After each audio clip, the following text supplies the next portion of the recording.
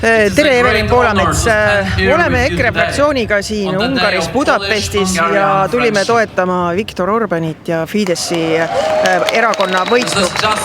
Miks on see oluline nii Eestile kui Euroopale, et Viktor Orban saab peaministrina Ungaris jätkata?